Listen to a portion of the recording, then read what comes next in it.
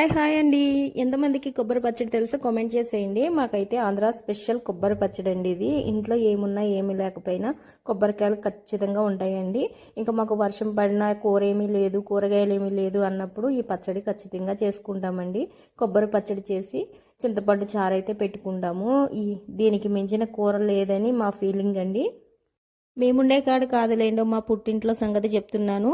మా ఇంటి దగ్గర కొబ్బరికాయలు బాగా ఉంటాయి కదండి. ఇక్కడైతే కొబ్బరికాయ కొనుక్కోవాలంటే ఒకటి 30 రూపాయలు ఉంటుంది. మేమైతే ఇక్కడ కొబ్బరి పచ్చడి తక్కువేలేండి. మా అమ్మ వాళ్ళ ఇంటికాడ ఎక్కువగా కొబ్బరి పచ్చడి ఎక్కువ చేసుకుంటాం అన్నమాట.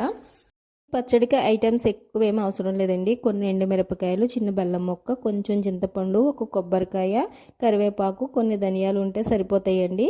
అంతే. ఇవన్నీ వేయించుకొని శుభ్రంగా రోట్లో అయితే ఇలా పచ్చడి అయితే నూరేసుకోవడమే. చాలా ఈజీగా అయితే అయిపోద్దండి. మిక్సీలో అయితే 1 నిమిషం, రోట్లో అయితే 5 నిమిషాలు పడుతుంది. చాలా బాగుంటుంది.